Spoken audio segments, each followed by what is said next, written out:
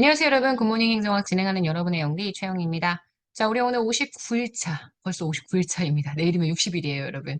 정책 변동에 대한 얘기할 건데, 호그워드 피터스의 정책 변동 유형에 관한 내용이죠. 그렇게 어려운 내용 아닌데, 여러분들이 좀 헷갈리시는 게 정책의 목표와 수단에 대한 구분이 잘 안 돼서일 거예요. 정책은 아시겠지만 정책이 궁극적으로 달성하려고 하는 목표가 있고요. 이게 우리가 보통 종속 변수 이렇게 얘기를 하죠. 목표. 부동산 가격의 안정, 뭐 이런 식이에요. 부동산 가격을 안정화시키는 거, 이런 게 목표입니다.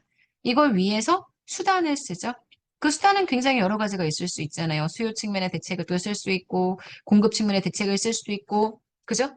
자, 그래서 정책의 목표와 수단을 일단 머릿속에 딱 박아놓은 다음에 정책의 혁신, 사실 얘는 변동이라고 얘기하기 힘듭니다. 완전히 새로운 문제가 발생을 했어요. 그래서 이전에 있던 목표와 수단을 다 사용할 수가 없습니다. 새로운 목표를 결정하고 새로운 수단을 만들어서 조직도 완전히 새롭게 구성을 하면 새 조직, 이게 정책 혁신이거든요. 그러니까 혁신은 완전히 새로워지는 거예요. 정책의 유지는 목표는 그대로 목표는 그대로 두되 수단도 거의 바꾸지 않습니다. 만약에 수요 측면의 대책을 계속 쓰고 있었다라고 한다면 그 수단을 그대로 쓰고 그대로 유지합니다. 다만 부분적으로 아주 조금씩 변화할 수는 있죠. 예전에 수요 측면 대책으로 부동산 대출을 조출을 못하게끔 만들었는데 그 대출 조건이나 기준들을 조금씩 조정하면서 이 수단을 조금 더 탄력적으로 사용하기 위한 방법을 고민할 수는 있습니다. 하지만 수단 자체에 대한 변화는 없습니다. 수단을 그대로 고집하면 이게 정책의 유지가 됩니다. 승계는 정책의 목표는 그대로 두되 수단을 완전히 바꿉니다. 과거에는 수요 측면의 대책이었다면 이제는 공급 측면의 대책, 이런 식으로 수단에 대한 교체, 대체가 일어나는 것, 이게 승계가 되고요. 그 다음 종결, 정책 문제가 완전히 소멸되었습니다. 그래서 정책의 목표가 달성되어서 문제가 소멸되거나 아니면 정책의 목표가 달성되지는 않았지만 이제 드디어 알았어. 이게 불가능하다는 걸 알았단 말이야. 그래서 기존에 있던 목표, 수단, 다 대체. 조직을 절대 그대로 두지 않습니다. 이런 경우에는 조직의 해체. 이걸 우리가 정책의 변동이라고 이야기를 하죠. 자, 그러면 정책의 변동의 네 가지는 다 보이시죠? 정책의 유지와 승계 이 두 가지를 구분하시는 게 가장 핵심입니다. 자, 그럼 문제 볼게요. 1번. 2018년 국가직 7급입니다. 호그우드와 피터스의 정책 변동에 대한 설명으로 옳지 않은 것. 정책 혁신은 완전히 새로운 조직을 만들어야 돼요. 그래서 기존의 조직과 예산을 절대 활용하지 않습니다. 이전에 관여한 적이 없는 새로운 정책 분야에 개입해야 되기 때문에 기존의 조직과 예산은 활용하지 않습니다. X.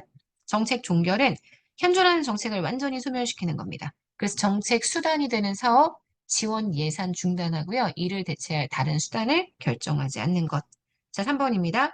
과속 차량 단속이란 목표는 그대로 가져가는데 과거의 수단은 경찰관이 현장에서 직접 단속하던 수단이었습니다. 근데 그걸 무인감시 카메라 설치라는 수단으로 설치라는 단속 방법으로 대체하는 것. 이게 우리가 이야기하는 정말 수단을 그대로 바꾸는 선형적 승계라고 표현을 하는데요. 선형적인 것까진 몰라도요. 정책 승가의 대표적인 예시, 수단을 전면 교체하는 것. 이렇게 기억해 주셔야 합니다.